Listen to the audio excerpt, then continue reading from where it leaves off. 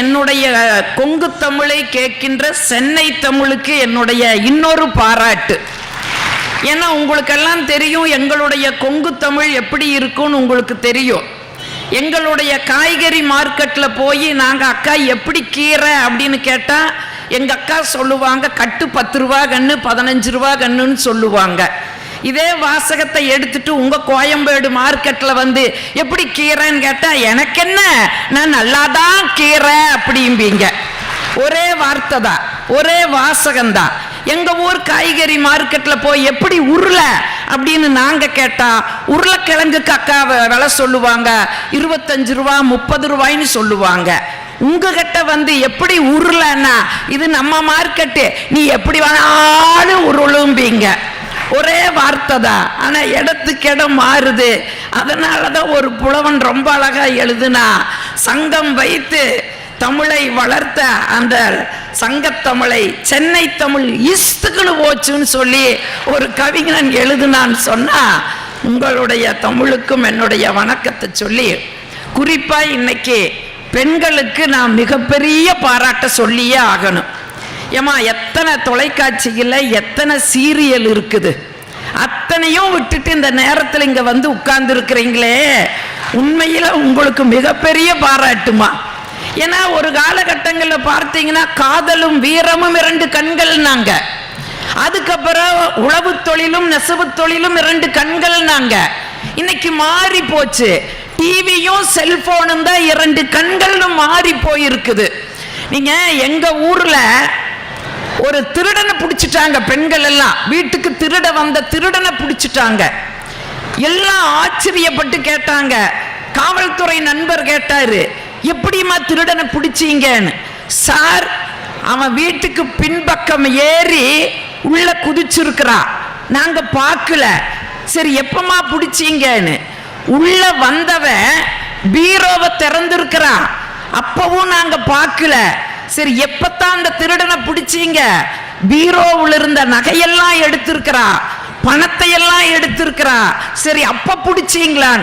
Sir அப்பவும் பிடிக்கல sir. அப்ப எப்பதாமா பிடிச்சீங்க.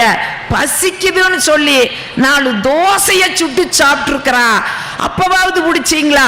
அப்பவும் இல்லைங்க. சரி எப்பதாமா பிடிச்சீங்க. இருங்க சார் சொல்றேன். நாங்க பார்த்துட்டு இருக்கிற டிவிய வந்து தூக்குனாம் பாருங்க, கரெக்டா கேட்ச் பிடிச்சிட்டோன்னு.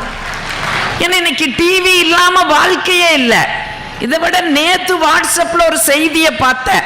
ஒருத்தன் சொல்றான், நான் செல்லு பார்த்துட்டே பக்கத்து வீட்டுக்கு போயிட்டேன்னா. அப்புறம் என்னடா ஆச்சுன்னு பதறினா இவ. ஒண்ணுமில்ல, அந்த அம்மா வாட்ஸ்அப் பார்த்துட்டு ஒரு டீயை போட்டு கொடுத்ததே, குடிச்சிட்டு நான் வந்துட்டேன்னா. இப்ப இன்னைக்கு அப்படி மாறி போயிருக்கும் போது அதையெல்லாம் விட்டுட்டு இங்க வந்து உட்கார்ந்து இருக்கிறீங்க.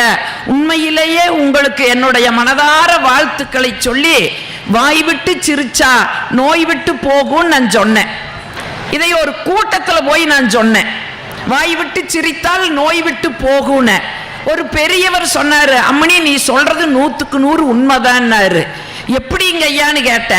வீட்டில் போய் வாய் விட்டு சிரிச்ச, என் மனைவி என்னை விட்டுட்டு போயிட்டான்னாரு.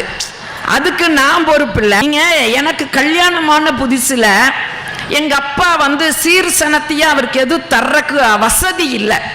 அதனால இந்த டிவிஎஸ் 50 அது அப்பதான் ஃபேமஸ், செகண்ட்ஸ்ல வாங்கி கொடுத்தாரு. அது செகண்ட்ஸ்ல வாங்கி கொடுத்தாரு. அது போற அளவு பார்த்தீங்கன்னா ஒரு 20-25க்கு மேல போகவே போகாது. அதுல போறக்கு நடந்தே போயிடலாம். இதுல என்னையும் வேற உட்கார வச்சு ஓட்டிட்டு போகணுமா, அதை குறுகுறுன்னு பார்க்க கூடாது. உன்னையுமா அப்படின்னு. இப்பதான் இப்படி இருக்கிற. அப்பெல்லாம் நான் சிம்ரன் மாதிரி சிக்குன்னு தான் இருந்தேன். ஒரு நம்புங்க, நம்பிக்கை தாங்க வாழ்க்கை. அதனால சிக்குன்னு தான் இருந்தேன். என்னையும் உட்கார வச்சு ஓட்டிட்டு போகணும். குக்கிராமம் எங்களுடைய ஊரு. வண்டி தடம், இந்த மாதிரி தாரோடெல்லாம் கிடையாது, வண்டி தடம். அந்த வண்டி தடத்துல போகும்போது 10 எரும மாடு குறுக்க மேய்ஞ்சிட்டு இருந்தது. என் வீட்டில் அவர் கேட்டாரு, ஏன்னா அவருக்கு கோபம் எங்க அப்பா மேல. செகண்ட்ஸ்ல டிவிஎஸ் 50 வாங்கி கொடுத்துருக்கிறாரேன்னு அவருக்கு ஒரு கோபம். அதனால அந்த கோபத்துல கேட்டாரு, என்னடி உன்ற சொந்த பந்தமெல்லாம் இங்க நிக்குதுன்னாரு.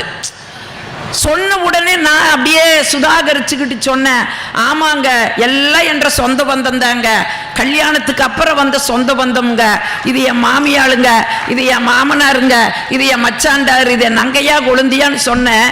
நீங்க நம்பவே மாட்டீங்க, அந்த மனுஷனுக்கு சிரிப்பு வந்து வண்டியை கீழே போட்டு உளுந்து சிரிச்சாரு. அப்புறம் தான் நான் யோசிச்சேன், வாழ்க்கைக்குள்ள இவ்வளவு மகிழ்ச்சி இருக்குதா, இதை தொலைச்சுக்கிட்டா நம்ம மகிழ்ச்சி எங்கன்னு தேடிட்டு இருக்கிறோம். ஒரு கணக்கெடுப்பு சொல்லுது, ஒரு நாளைக்கு நம்ம 13 முறை தான் சிரிக்கிறோமா, 13 முறை தான் சிரிக்கிறோமா.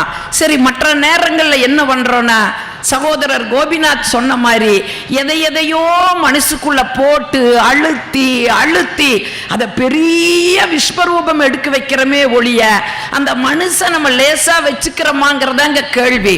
ஏன், ஒருத்தர் தூங்கிட்டு இருக்கும்போது அவன் ஒரு கனவு கண்டா. என்ன கனவுனா, பூனைய முழுங்குற மாதிரி ஒரு கனவு. படக்குன்னு கண்ணை முழிச்சுட்டா. கண்ணை முழிச்சவனுக்கு வயிறு ஏதோ கடமுடா பண்ணுச்சு.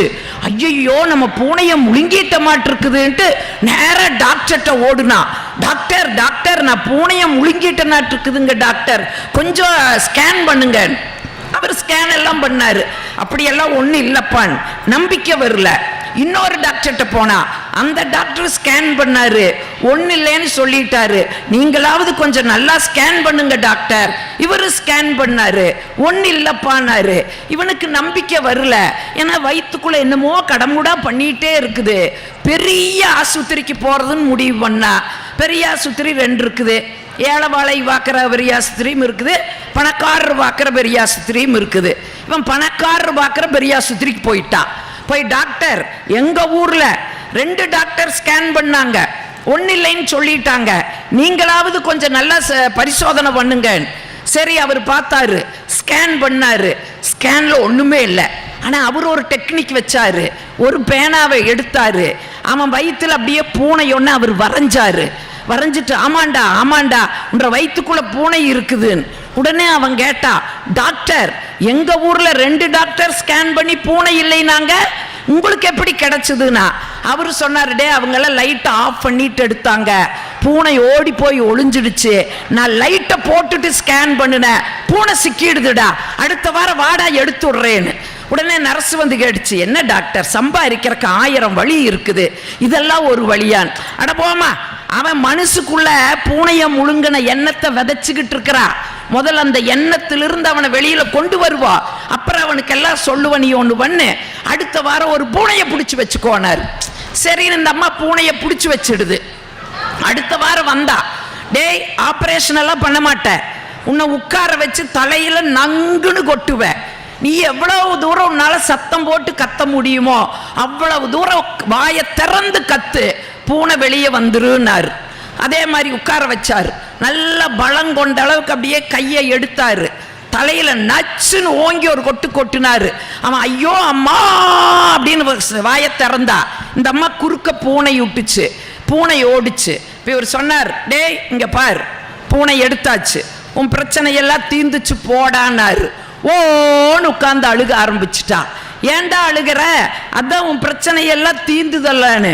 உடனே அவன் சொன்னான், டாக்டர் முழுங்கும் போது கருப்பு பூனையா இருந்தது டாக்டர், ஓடும் போது வெள்ளை பூனையா ஓடுது டாக்டர், அது வயிற்றுக்குள்ள போய் குடித்தனம் பண்ணி குட்டி போட்டிருக்குது டாக்டர்னா.